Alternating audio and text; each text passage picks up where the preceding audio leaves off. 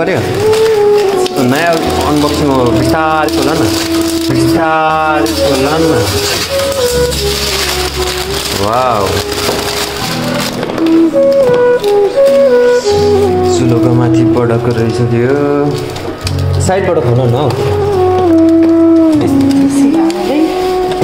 माथिबाट खोल्ने हो नि त खासमा तिमीले उल्टो खोल्यो क्या चिल्लो छ अहिले पछि फ्याक्ट्री हुन्छ यो राखिहेरौँ न ट्राई गरौँ कस्तो देखिँदो रहेछ त्यस्तै देखिनेवालामा छ तर अहिलेसम्म मिलाउन सकेको छ जिन्दगी यस्तो छ पानी धारो बिग्रिरहेको छ यो पानी धारा नि बनाउनु पर्ने अब त पानी पनि ठुलै मिसिन थालेछ त्यति हो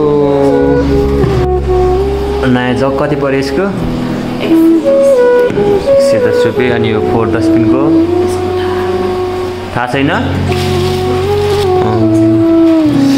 मसला राख्ने भाँडा यस्तो छ है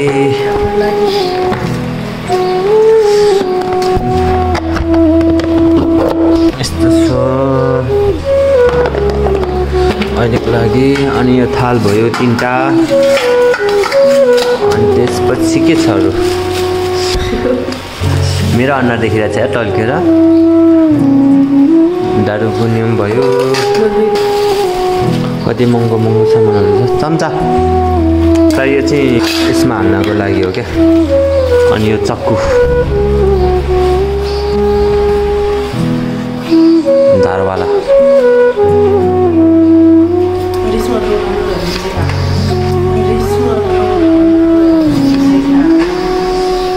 अनि अरू अनबक्सिङ गर लाबरको सागहरू धुने है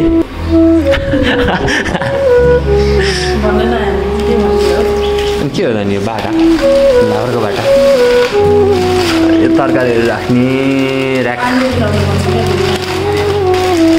त्यहाँबाट के छ यो ग्यास माथिको ग्यासको पाइप 500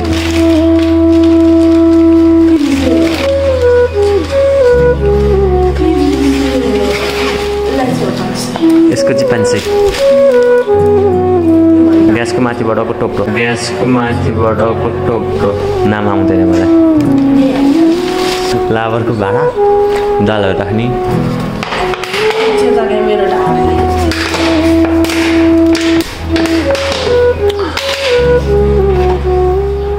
लाबरको भाँडा सेन्टर पोइन्टको भाँडा त्यसपछि हर्लिक्सको नि छ जस्तो लागेको छ इक्लेस हौ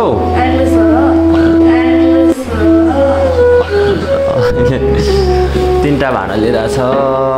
4टा एउटा ह्याप्पीडेन्टको रहेछ क्या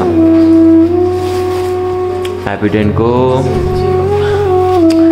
यो 4टा बट्टा लिएर छ दालहरू हाल्नलाई अरू सामानहरू हाल्नुपर्छ यो भयो रातो दाल मुसिराको अनि यो मासको दाल यसलाई मिक्स हाल्नुपर्छ अनि यो हाफ लिटर तेल हाफ लिटर हो क्या त्यो अनि यो मेथी 1 पाउ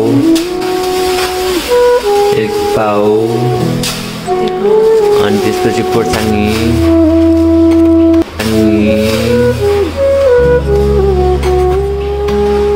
खोर्सानी भयो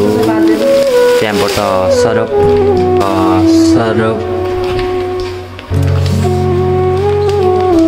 मेरो फेभरेट कलरको सरप आएको छ त्यहाँबाट प्याज लसुन त्यहाँबाट साबुन पुग्छ त्यहाँबाट खुर्सानीको अचार लङ सुक्मेल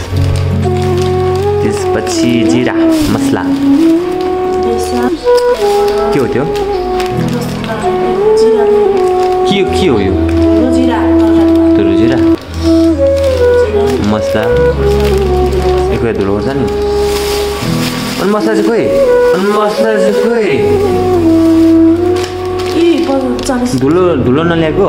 धुलो बस्ला यही हो क्या ए भयो अनि थाहा पाएँ त्यहाँबाट स्याम्पू दहीमा पुऱ्याउनु परिहाल्यो